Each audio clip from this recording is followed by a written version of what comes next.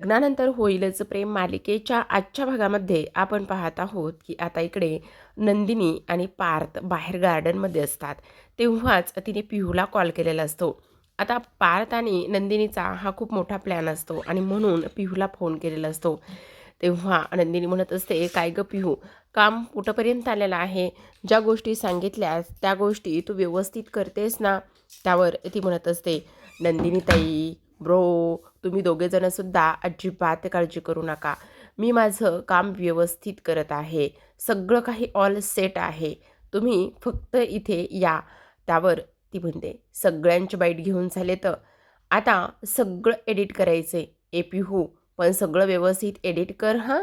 त्यावर ती म्हणते, "अरे ब्रो, मी असताना कसली काळजी करतोयस? सगळं काही होणार आहे. फक्त तुम्ही या." "हो, आम्ही उद्या येतोय," असं पार्थ म्हणत असतो.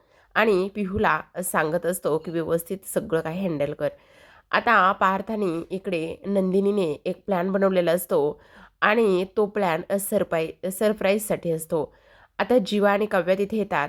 काव्या आणि जीवाने थोडंसं ऐकलेलं असतं. त्यामुळे ते दोघेजणंसुद्धा म्हणतात, "काय काय चाललेलं काय आहे?" त्यावर नंदिनी म्हणत असते, "सगळं काही रिक्रिएट करायचं आहे आणि म्हणूनच हे सगळं सुरू आहे." "वा चकाचक बाई, तू तर सॉलिड आहेस. एकच नंबर की सगळं मानलं पाहिजे तुला." असं इकडे तो तिला बोलत असतो. चला मग रिक्रिएट करायचं आहे म्हटल्यावर ट्रूथ अँड डेअरचा गेम होऊन जाऊ दे का? ते म्हटल्याबरोबर आपल्या काव्याला भूतकाळ आठवतो. असाच ट्रूथ अँड डेअरचा गेमसुद्धा भूतकाळामध्ये सांगितला होता आणि तो गेम सांगितल्यानंतर त्यावेळेस काव्या म्हणत होती, "नाही ताई, तू वेडी आहेस का? अगं, काही काय चाललंय तुझं?" त्यावर नंदिनी तिला म्हटलेली असते, "अगं, असं काय करतेस?" पण इथे पार्थसोबत तिला ट्रूथ अँड डेअरचा गेम खेळायचाच नसतो. पण पार्थ मात्र कधीही हरायला तिच्यासोबत तयार असतो आणि त्यामुळेच इकडे तो तिच्यासोबत तो गेम खेळत असतो. तेव्हा दोघांनासुद्धा तो हलकासा भूतकाळ इथे आठवलेला असतो. आता इकडे आपण पाहतो की पार्थ आणि काव्याचा हात एकमेकांच्या हातामध्ये असतो. तो म्हणत असतो, "देशमुखांचं रक्त आहे. ते कसं काय हरणार आहे?" त्यावर जीवा म्हणत असतो, "हो बडे ब्रो, तेच होणार आहे." पण तेवढ्यातच काव्या त्याच्याकडे पाहते. नंदिनीमध्ये सिट्टी वाजवते आणि काव्याने त्याच गोष्टीवर चान्स मारत इकडे पार्थचा हात खाली पाडलेला असतो. त्यावर काव्या म्हणत असते, "वा वा वा वा, मी जिंकले, मी जिंकले." तेव्हा पार्थ म्हणत असतो, "तुमच्यासमोर मी कधी हरायला तयार आहे. तुम्हाला जिंकवण्यासाठी मी कधी हरणार आहे." असं सुद्धा इकडे आता तो बोलत असतो. आता पुन्हा बॉटल फिरवलेली असते आणि पुन्हा बॉटल फिरवल्यानंतर आता ती बॉटल आलेली असते जीवाकडे. सगळेजण जीवाला चिडवत असतात. खरं तर आता इकडे म्हणत असतात ट्रूथ की डेअर. त्यावर तो म्हणत असतो, ऑफकोर्स ट्रूथ. त्यावर लगेच आता पार्थ म्हणत असतो, "वा वा वा, अगदीच मानलं पाहिजे. खरं तर पहिल्या वेळेसचे जे काही आपण आलो होतो त्यावेळेस असंच झालं होतं. त्यावेळेसचे निखारे अजिबात नाही आहेत." मग आता काव्या म्हणत असते, "खरं सांगू का? ह्या वेळेसचं जे ट्रूथ आहे ते मी देणार आहे जीवाला." "काय? तू देणार आहेस?" "हो, मीच देणार आहे. कारण इकडे जन्मेजयने इथे माझ्या नंदिनीताईसाठी मस्त अशी सुंदर कविता करायची आहे." त्यावर तो म्हणत असतो, "बस एवढंच?" "हां, एवढं नाही आहे. माझं पूर्ण डेअर ऐकून तरी घे तू." "हां, पूर्ण डेअर काय असणार आहे हे काव्या सांगत असते. ती म्हणत असते, "तुला कविता म्हणायची आहे. कवितेची एक ओळ तुला गायची आहे. तू थोडासा अडखळलास की त्याच्या पुढची ओळ नंदिनीताईने गायची आहे. नंदिनीताईने एक ओळ गायली की पुन्हा त्याची पुढची ओळ तुला गायची आहे." म्हणजे एकंदरीत काय काव्या, पार्थ म्हणत असतो, "एक ओळ जीवाने तर त्याला पूर्ण करायचं काम नंदिनीचं.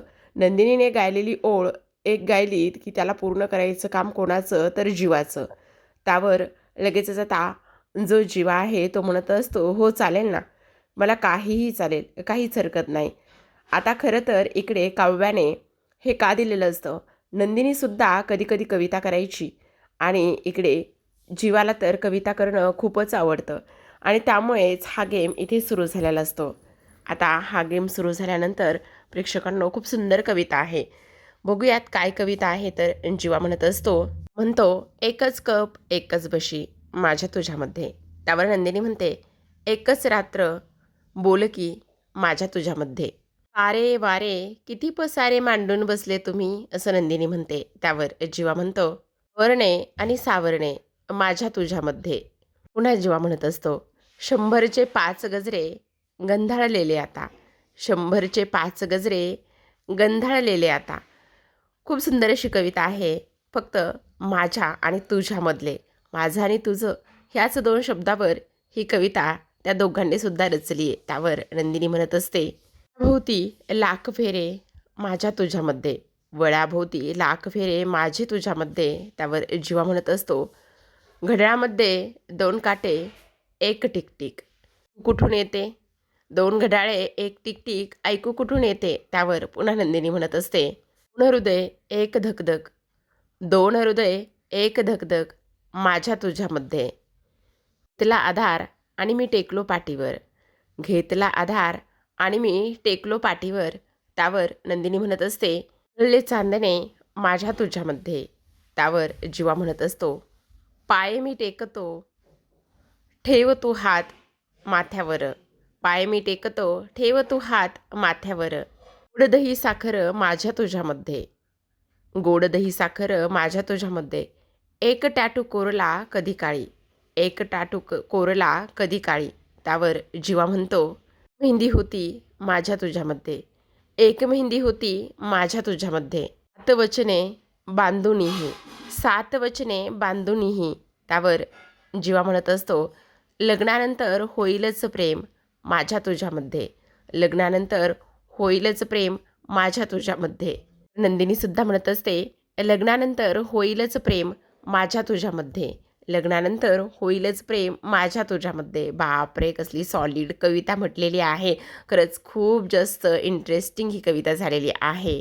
तसे वाव, कसली सुंदर कविता. तुम्ही तर सिक्सरवर सिक्सरच मारले. पार्थ म्हणत असतो, सिक्सर नाही सेंचुरी मारली, सेंचुरी. सोशल मीडियावर जर ही कविता पोस्ट केली असती ना तर मिलियनवर गेली असती. काय, चला चला चला, आता टाळ्या वाजवत असतात आणि त्यानंतर काव्याचा टर्न असतो. काव्याला विचारलं जातं, तुला काय हवं आहे. त्यावर ती म्हणत असते, ऑफकोर्स ट्रूथ हवं आहे. तेव्हा लगेच आता नंदिनी म्हणत असते, ठीक आहे मग मी तुला सांगणार आहे. त्यावर काव्या म्हणत असते, बोल काय सांगणार आहेस. तेव्हाच आपण पाहतो की इकडे आता लगेचच दुसऱ्या बाजूला नंदिनी म्हणत असते, काव्या मला तू अशी गोष्ट सांगायची आहे की जी आत्तापर्यंत तू मला कधीच सांगितली नाही, माझ्यापासून लपवून ठेवलीस.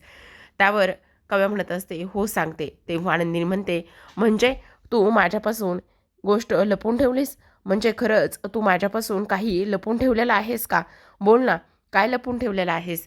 तेव्हाच आपण पाहतो की काव्या म्हणत असते, पार्थ आणि मी घटस्फोटाचे पेपर साईन केलेत.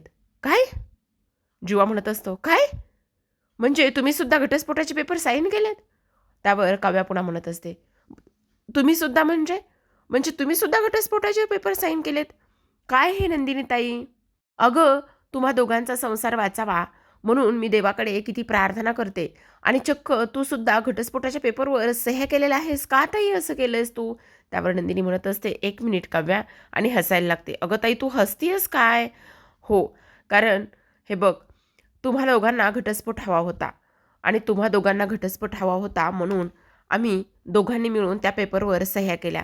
ज्या दिवशी त्या पेपरवर सह्या केल्या त्याच दिवशी पार्थ आणि मी आम्ही दोघांनी सुद्धा एकमेकांना ह्या गोष्टी सांगितल्या होत्या.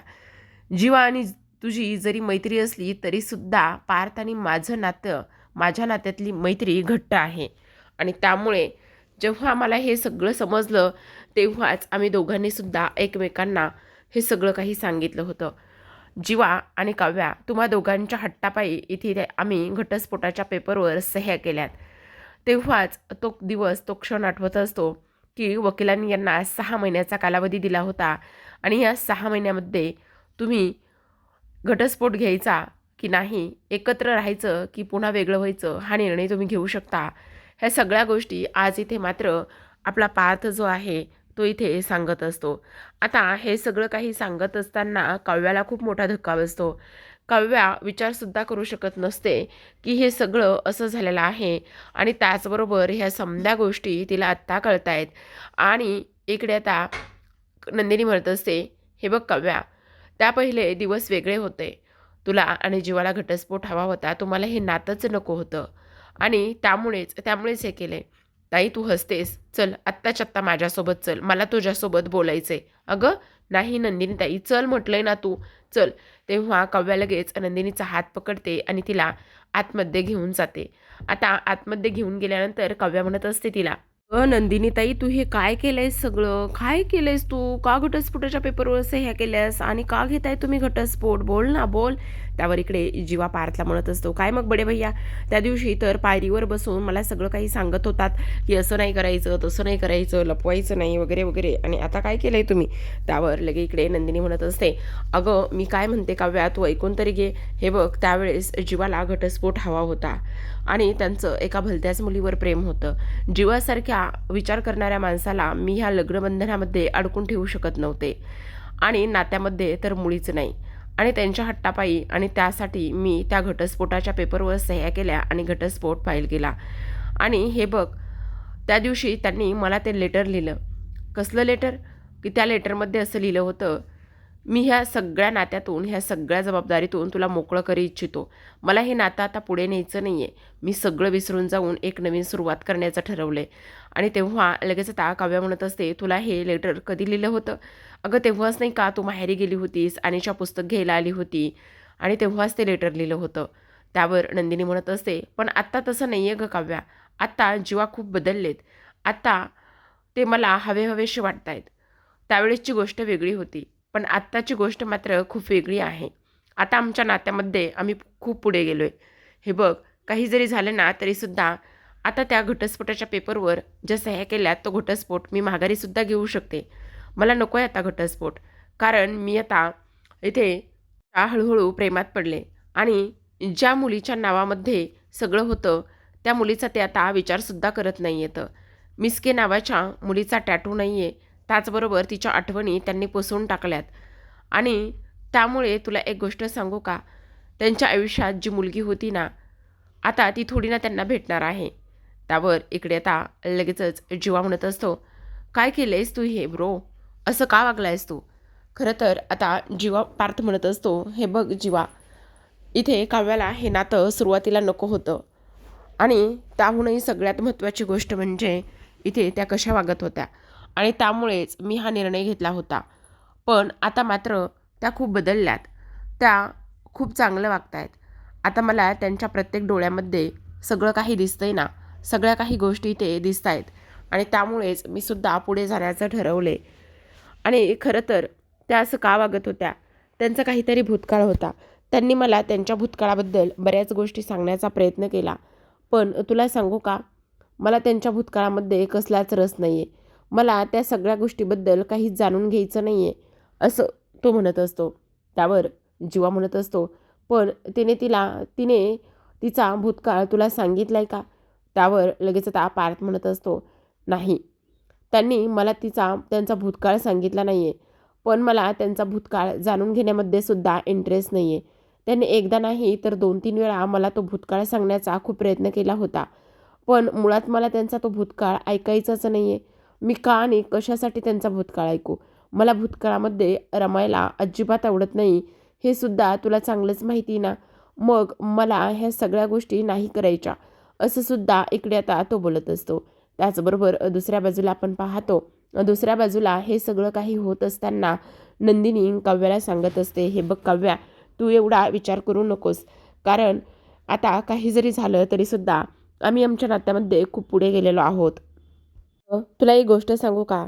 आता जीवाच्या आयुष्यामध्ये भूतकाळामध्ये जी मुलगी होती ना, ती मुलगी आता राहिलीसुद्धा नाही आहे. मग उगाचच नाही त्या गोष्टीचा का आणि कशामुळे विचार करायचा? बघ ना तू." आणि त्याहूनही सगळ्यात महत्त्वाचं म्हणजे की हे बघ, आता तर मी म्हणते, तुझ्या मनामध्ये जे काही पार्थबद्दल आहे ते तू सगळं काही सांगून टाक. तुझ्या डोळ्यामध्ये ते सगळं काही दिसतंय. आणि तसंही तुला एक गोष्ट सांगू का? आता तर 16 डिसेंबर नंतर मी जीवाला आय लव्ह यू सुद्धा म्हणून टाकणार आहे. कारण इथे मला नव्या नात्याची सुरुवात करायची. पण ते अगं घटस्फोटाचं काय घेऊन बसलीस? जरी आम्ही सह्या केलेल्या असल्या तरीसुद्धा आम्हाला तो घटस्फोट नको आहे. तर मग आम्ही तो घटस्फोट माघारीसुद्धा घेऊ शकतो ना. मग त्यात काय एवढं? असं नंदिनी बोलत असते. आता नंदिनीने हे सगळं काही सांगितल्यानंतर काव्याला सुद्धा पार्थबद्दल जे काही वाटतं त्या सगळ्या गोष्टी तिला सांगाव्याशा वाटत असतात. आणि नंदिनी म्हणत असते, हे बघ आता शांत बसायचं नाही आहे, आता सगळं काही इथे तू सुद्धा त्या सगळ्या गोष्टी इथे सांगून टाकायच्या आहेत, समजलं. त्यावर लगेच आता नंदिनी आणि त्याचबरोबर काव्यासुद्धा बाहेर येतात. आता बाहेर आल्यानंतर पुन्हा चौघेजण एकत्रच बसलेले असतात, आईस्क्रीम खात बसलेले असतात. खरं तर मला म्हणत असतात, काय रे जीवा, काय आईस्क्रीमचं जुगाड केलंयस रे तू. त्यावर तो म्हणत असतो, वा वा वा वा, आपण तर जुगाड करण्यामध्ये एक्सपर्ट आहोत, तुला माहीत नाही का.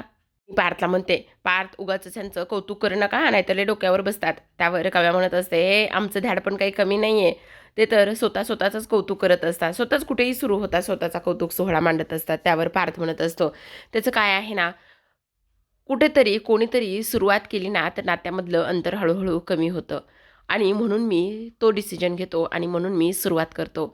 त्यावर नंदिनी म्हणत असते, बरोबर आहे पार्थ तुमचं. खरं तर आपण आत्ता कोणत्या वळणावर येऊन पोहोचलो आहे हे आपल्यालासुद्धा कळत नाही आहे. युटर्न घेऊन पुढे जायचं का काय करायचं हे सुद्धा लक्षात येत नाही. त्यामुळे मी तर म्हणते नात्यामध्ये अशी लपवाछपी अजिबात नको. आता आपलं एवढं छान बॉन्ड आहे तर आपण प्रत्येक वेळी एकमेकांना एकमेकांच्या मनातली गोष्टी सांगितल्याच पाहिजे. त्यावर लगेचच आता इकडे नंदिनी काव्या म्हणत असते, हेच तुम्हा दोघांनासुद्धा लागू होतं की नाही. असं म्हटल्यानंतर नंदिनी जीवाकडे पाहतच असते. त्यावर लगेच आता काव्या म्हणत असते, हो ते तर अगदी बरोबर आहे. बघ नंदिनी ताई, एकदा विचार कर सगळ्या गोष्टींचा. असं म्हटल्यानंतर जीवा आणि नंदिनी एकमेकांकडे पाहतात.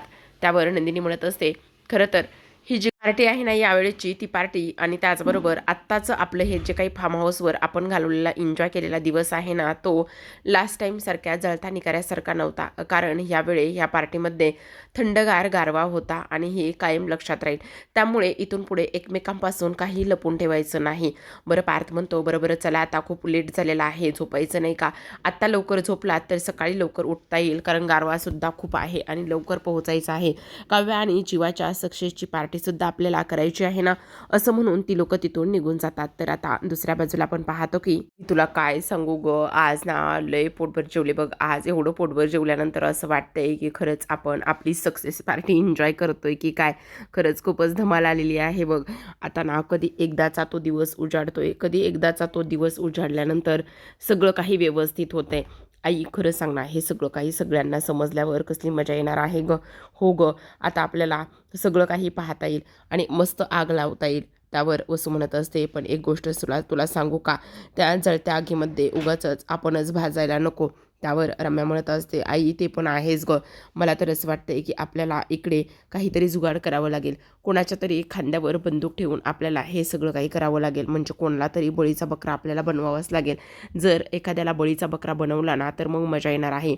हो आई, कारण ह्या जळत्या निकाऱ्यामध्ये आपले हात भाजायला नको, नाहीतर ते सगळे बाजूला राहायचे आणि शेकायचं आपल्यावरच. त्यावर वसू म्हणत असते, नाही आता अजिबात तसं होऊ देता कामा नये, कारण एवढं सगळं काही झालेलं आहे ना, त्यामुळे ह्या सगळ्या गोष्टीचा थोडासा विचार करावाच लागेल. कोणाला तरी बळीचा बकरा बनवावाच लागेल ना. तेव्हा लगेच आता इकडे छोट्या पिहूचा आवाज येतो. छोटी पिहू म्हणत असते, रम्या वसुमावशी लवकरात लवकर या इकडे, मला तुमच्याकडे काम आहे, पटकन या. असं म्हटल्यानंतर ह्या दोघीजणी एकमेकींकडे पाहतच असतात. कारण ह्या दोघींच्या लक्षात आलेलं असतं, आता बळीचा बकरा आपण दुसरं तिसरं कोणालाही नाही तर पिहूला बनवूयात.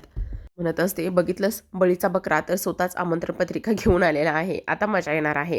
तर आता दुसऱ्या बाजूला आपण पाहतो की काव्या पार्थ हे घरी आलेले असतात आणि काव्या पार्थला म्हणत असते, मी जर पुढच्या महिन्यापासून काउन्सलिंगला नाही गेले तर माझ्या गणिताच्या टीचरला राग येणार आहे आणि त्या मला ओरडतील, पण मला त्यांच्याकडे काउन्सलिंगला जायचंच नाही आहे असं ती पार्थला सांगत असते. पार्थ म्हणत असतो, पण मला एक गोष्ट सांगा, तुम्हाला काउन्सलिंगसाठी का जायचं नाही आहे काव्या. त्यावर काव्या म्हणत असते, कारण देशमुख मला हे लग्न हवं आहे, मला घटस्फोट नको आहे, मला तुमच्यासोबत राहायचं आहे देशमुख. ही गोष्ट कशी तुम्हाला कळत नाही. खरं तर हे मनात बोललेली असते बरं का. पार्थ फक्त तिच्याकडे पाहतच असतो. सगळं काही इकडे सुरू असताना आता मात्र खूपच मोठा धमाका झालेला असतो बरं का प्रेक्षकांनो. इकडे आता ते सगळे फोटो व्हिडिओ ते पुरावे वगैरे सगळे काही असतात ना, ते सगळे कुठे ठेवले असं विचारण्यात येत असतं. आणि तेव्हा लगेच आता इकडे वसू म्हणत असते, तू नको काळजी करूस ग, ते सगळं काही मी व्यवस्थित ठेवलेलं आहे, काळजी करण्याची काही गरज नाही असं इकडे ती बोलते.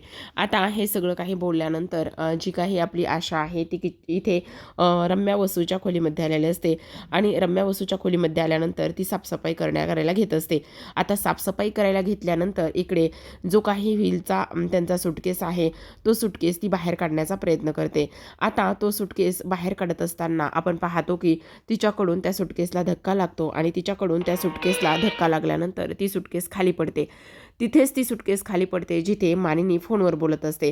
आता प्रेक्षकांनो, तुम्हाला काय वाटतं बरं? त्या सुटकेसमध्ये असलेले सगळे काही पुरावे खाली पडतील का? मानिनी समोर हे सत्य अगोदरच येईल का? रम्या वसूची पोलखोल होईल का? पण असं काय होणार आहे काय नाही हे तर आत्ता आपण काहीच सांगू शकत नाही, कारण त्या लोकांनी प्रोमोच असा भयानक दिला आहे. त्यामुळे आत्ता हा उलगडा होईल की नाही हे सांगता येणार नाही. तर पाहत रहा लग्नानंतर होईलच प्रेम मालिकेचे असे छान छान भाग. भेटूयात उद्याच्या भागामध्ये. तोपर्यंत धन्यवाद.